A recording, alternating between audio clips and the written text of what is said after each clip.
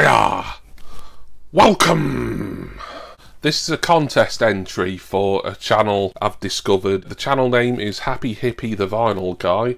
I think his name's Rod. So, hello Rod, I'm a new subscriber and I wanted to jump on this contest that you're doing as it looks loads of fun. I enter these, as I've said before, just to discover new VC channels and, you know, make new friends and contacts within the vinyl community. What Rod has done is ask video makers to list 10 musical wishes for 2023. The last one is a particular question that he asks, but obviously we'll get onto that last. I found this really fun to think about what I'd really like to see happen for me personally and for the music industry as a whole next year. I don't think Rod HappyHippy has said what prize is given away yet, but he's promised it'll be a good one. And this contest is open till, I think he said, December the 15th. So lots of time to enter it if you're interested. So I'll leave a link for HappyHippy the Vinyl Guy's original contest announcement video and his examples, his answers in that. Obviously you need to be a subscriber of his. Right then, my 10 wishes regarding music, be it for my collection or for music as a wider kind of thing, in 2023. These aren't in any particular order. I suppose maybe like the ones that I just really wish for maybe are nearer the top, such as number 1 here. But number 1, my first of 10 music wishes for 2023 is for New Order to release the Low Life Definitive Edition box set. So New Order, my favourite band, I've mentioned that many times on the channel. They've released their first 2 albums, 1981's Movement and 1983's Power, Corruption and Lies, in a kind of super deluxe definitive edition box set where you get the vinyl record on 180 gram heavyweight vinyl, you get a CD, you get a DVD of like live performances and other extras, you get a beautiful hardback book, and it's just a lovely set. You also get like a CD of outtakes and extras in those as well. But no sign of the Low Life album reissue in this format yet. Low Life originally was a 1985 album, and it's a lot of people's favourite New Order album, that as well. It's not my very favourite, I have to say. I prefer certain other New Order albums, but I still love Low Life because I love New Order. And obviously as a completist, and I've got the first 2 definitive edition sets, Movement and PCL. Did Power, Corruption and Lies come out 2020 and then Movement the year before that, or that might have even been 2018. I don't know if they're stopping doing these because I was hoping they'd release all the Factory Records era New Order albums in the definitive edition box sets. But yeah, I would love to see that next year. The Low Life definitive edition finally get released. Number 2, my second wish, is for me to complete my Weezer and Lieback LP collection. So Weezer and Lieback, 2 bands I really went gung-ho on collecting this year, and I'm so close to completing their studio albums, but the remaining ones are just like so expensive. Now I will say with Lieback, I've got a little bit lucky in that I think 1 or 2 of their albums I've had some patience and I've persevered and I've managed to find them. They've not been cheap, but they've been just about reasonably priced enough for me to warrant paying the money. But the one Lieback album that I'm wanting still is WAT, or What, which was from, I think, the early 2000s. I'm a bit rusty on my dates, I'm afraid. And the 2 Weezer studio albums, both of which on Discogs, eBay, etc., are really, really high priced, are Raditude and Death to False Metal. So if I can pick up those 3, preferably for a bargain, for a song, if you will, that's going to make me very happy next year. Wish number 3 is one, I suppose I've wished for this for the past 25 years or more. And it's to finally hear a Beatles track that I don't think any fans ever heard before. It's a song called All for Love, and it was recorded apparently I think around March 1995, or it was worked on. Whether it's been officially completed, probably not. But it was a anthology era brand new composition that Paul McCartney, Ringo Starr and the late George Harrison were working on in 1995 that was potentially a brand new Beatles song to be put out on Anthology 3, and they just stopped working on it. They weren't satisfied with the song, obviously. There's a couple other more famous or well-known examples of axed Anthology 3 songs, but both of those were John Lennon compositions, and you can hear Lennon's originals or demos, and you can hear some good fan edits. That's Now and Then and Grow Old With Me. I think Now and Then, that was completed, but they just weren't happy with it. Didn't make Anthology 3. They put that George Martin orchestral thing on at the start of Anthology 3 instead. A Beginning, I think it's called. But All for Love, I mean, Now and Then and Grow Old With Me, you can go onto YouTube and listen to demos and sort of fan mixes and things, which aren't officially Beatles recordings, but it's a close approximation. But as far as I can tell, and I could be wrong here, and any massive Beatles fan, because much as I love the Beatles, I know there's much bigger fans than me out there. If you can point me in the way to disprove me, then please do. But All for Love, it was the only song that the three Beatles, the Threetles, if you will, ever recorded that didn't have any sort of previous Lennon involvement, if you will. I'm just so intrigued to finally hear that. I hope it gets released one day. I don't think it will do. I think if it was going to get released or finished, because obviously it'd be Paul McCartney and Ringo Starr who'd have to finish it, because it is an incomplete recording as far as I know. As much as I loved Free as a Bird and Real Love, and I like the fan mixes of Now and Then and Grow Old With Me as well. But I'm so intrigued to hear what All for Love would have sounded like. And just McCartney and Starr finish it and then release it as a limited edition single or something. That'd be a real treat. Wish number 4 for 2023 is a new studio album from Enya.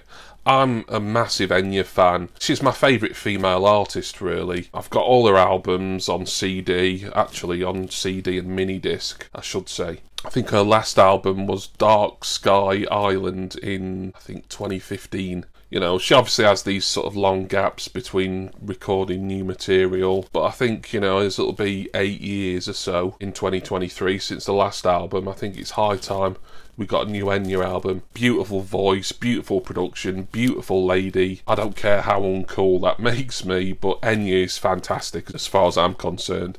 And she don't really get anywhere near the sort of love that I think she deserves within the vinyl community or within the wider sort of music listening public. Number 5 is No More Lad Baby for Christmas number 1. Right, there's probably some Americans who just don't understand what I said. So, we in the UK, I suppose there are other countries where it might be kind of traditionally hyped up and important thing, but since really, I think at least the 60s, maybe even the late 50s, the Christmas number 1 single has been quite an event here in the United Kingdom. We've had some iconic, both Christmas and non-Christmas related singles that got the Christmas number 1. Some of my favourites include Always on My Mind, the Pet Shop Boys cover in 1987, which famously stopped the Pogues and Kirsty MacColl from reaching Christmas number 1 that year. Also, the original Band Aid was Christmas number 1 in 1984, Do They Know It's Christmas? And then it got to Christmas number 1 again with the Stock Aitken Waterman update in 1989, and then there's been other versions in the more recent years as well. But for the last 3 years, this annoying act, because you can't really call it one guy, 'cause even though it's named after him, but this annoying sort of, I don't know, started out as like a YouTube channel posting these rotten comedy portrait mode videos, Lad Baby, and it pains me a little bit to slag off a fellow Nottingham Forest fan, but just winds me right up, him and his daft wife. Nothing wrong with the kids, but, you know, that's the kind of thing. I think the original concept of Lad Baby as a sort of social media phenomenon was to show this kind of guy who'd recently got married, and he was a bit of a lad, he was all about having fun, suddenly having to settle down into fatherhood and married life, and they make sort of supposedly off-the-cuff, non-scripted, yeah right, sketches and stuff that go up on like Facebook and YouTube and probably TikTok now as well. And the bloody family have had the Christmas number 1 over here for the last 3 years. In fact, I'm recording this in October. They'll probably have a 4th consecutive Christmas number 1 single this year. I'm guessing. What does that say about the UK charts now? I mean, I don't follow the charts anymore. It's not about physical music, it's about streams and stuff, so it doesn't really mean anything to me. But even so, just to see someone other than those pricks, it's Christmas #1. And they do these, like, really awful parodies, and they've always got to mention sausage rolls in them. One of them was a Starship parody. We built this city on sausage rolls. I don't even want to think about what the other ones were. Just absolutely dire. Now, before anyone comes at me and says, nah, they're for charity, you know, they raise money for food banks. Yeah, I get that. However, you don't have to buy a shitty novelty single at Christmas to support food banks. You can just, like, donate yourself money or food. In fact, I'll tell you a better idea regarding food banks than even donating to them directly yourself. Stop fucking voting Tory, and then maybe when we get a better government and a much better system in this corrupt and unfair country, there won't be any need for food banks anymore. You think about the last Labour government. Yeah, I'm going to get my political soapbox here for a moment. You think about the last Labour government, we'd never even heard of food banks. They didn't exist. And then, lo and behold, we get like a decade and a half of Tory rule, and the cost of living is absolutely arse-raping people. Working class and the less fortunate in society are having to go to food banks just to be able to feed their families, which isn't exactly a dignified way of living, while the rich get richer, don't they? It's not down to the lad baby to feed the hungry of the nation. It's down to the government. But we are the ones who vote for the government, and we should actually stop voting like arseholes and actually vote with some compassion and some common sense. Right then, that went way off tangent. I better speed this up. I was hoping this would be quite a quick video, but no. I always intend it to be quick, and they never are. Right, #6. This is one that I think would be quite sort of realistic, actually, out of all these. And it's for the new Depeche Mode album to be returned to form. So we know we're definitely getting a new Depeche Mode album next year, and they're going on a world tour as well. It'll be the first Depeche Mode album to feature as the principal members just Dave Gahan and Martin Gore, because of course the other original member who was still in the band, Alan Fletcher, sadly passed away this year. I do love Depeche Mode, particularly a lot of their 1980s work, but I've felt sort of their last maybe 2 or 3 albums have been a bit sort of hit and miss for me personally. That's just my opinion. I would like this new Depeche album to kind of not only be a tribute to Fletch, which I'm sure it will be. Andrew Fletcher, sorry, I called him Alan earlier because I'm thinking of Alan Wilder, who joined Depeche an album or so after Vince Clarke left, but he left himself in about 1994. Very excited for the Depeche Mode album next year. I think it's good that Dave Gahan and Martin Gore are carrying on as a duo. I think, you know, that's met with universal fan approval. I've just loved the album to be one of their best of all time.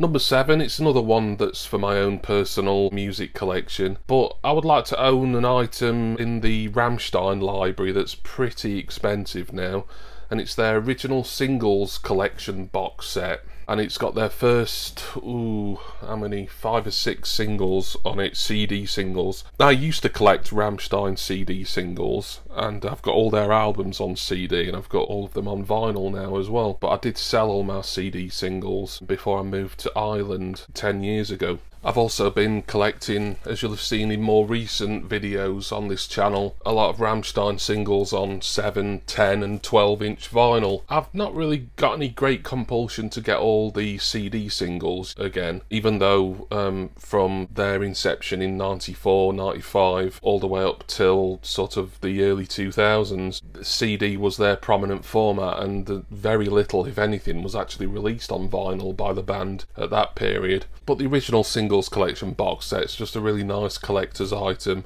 and I think I'd like it, but it's a lot of money. Maybe I'll get lucky. I don't really look for it very often, so if I have missed any bargains, then so be it. It tends to go for a lot more than, you know, what you'd think like 5 or 6 CD singles in a little box would be worth, but there we go. I want it.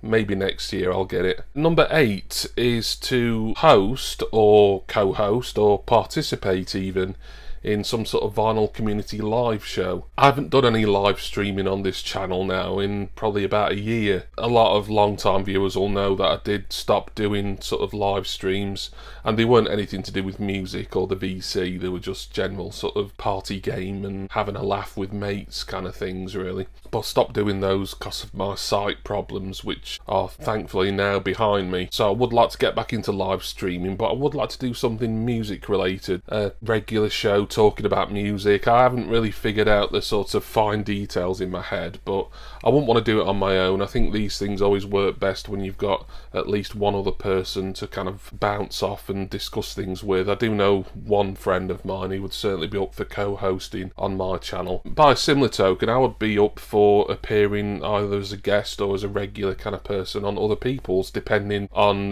you know, who they were, what they were talking about. You know, obviously I'm not going to start going on about jazz or anything like that on someone's live show, because it's a genre I know pretty much next to nothing about. But we'll see, you know, it's more of a minor kind of wish, really, that. Number 9, speaking of minor wishes, actually, though, this one's the biggest out of the lot, actually. And it's for Mazzy, Norman Masloff, to stop flexing that Kid Amnesia album that he always films his videos in front of. Like, why is he so proud of that? He's got, I don't know, bloody 30,000 records behind him. All of them nicely libraried, categorised. He's got his Beatles collection where he's got a dozen pressings of Revolver and 30 pressings of Sgt. Pepper and an error pressing of Abbey Road, blah blah blah. For some reason, like, the only thing that always catches my eye in his videos, apart from him telling me that he loves me at the end, he doesn't, is the Radiohead Kid Amnesia. It was some sort of reissue slash bonus track that, I don't know, because I'm not a Radiohead fan. I don't really like them. I know that's sacrilege to a lot of people, but they've just never done anything for me, Radiohead. But Mazzy's just always got that sort of displayed prominently, and it's like, it's been out since at least last year, weren't it, that got reissued? Why is he so proud of that above everything else that he owns? Get over it, mate. Yeah, it's not exactly a rarity, is it? As far as I know, it isn't. Like I say, I'm no Radiohead expert, and I don't intend to be, because I've never particularly rated them. There we go, that's number 9. And number 10 was the specific question that HappyHippy, the vinyl guy, Rod, asked, and it was to sacrifice a current living musician to bring back a dead one, a deceased one, back to life. I'd love to bring Ian Curtis back to life, and that's something I've touched upon in another recent contest entry that I made. Who to sacrifice? Well, I could pick a load of people, really. Off the top of my head, Ed Sheeran, Gary Barlow, Ollie Murs. Ugh. Yeah. There'll be some Americans watching going, who the hell is Ollie Murs? Well, you're the lucky ones, put it that way. So there we are. That's my answer to number 10, bringing Ian Curtis back to life. And Ginger Nuts, Ed Sheeran, or Boring Barlow, or that annoying Ollie Murs. Just 3 of probably quite a few people I could mention who can take his place beyond the grave, as it were. But thank you for watching. Thank you to Rod, HappyHippy the vinyl guy, for a really fun contest. As I say, please will you go and give him some support, give him a sub, watch his video. That's links at the top of the description text box, as is my Patreon link, Facebook group link, and Contents Insurance referral as well. Thank you especially, as always, to my wonderful subscribers and my generous patrons. I'm going to go now. No, I'm not going to go and buy Kid Amnesia. You can subtly advertise it as often as you want, Mazzy, but I'm not interested, and I'm sure everyone who is interested has already got it now, mate, so get over it. Being Bonnet much. Right, I'm going to go.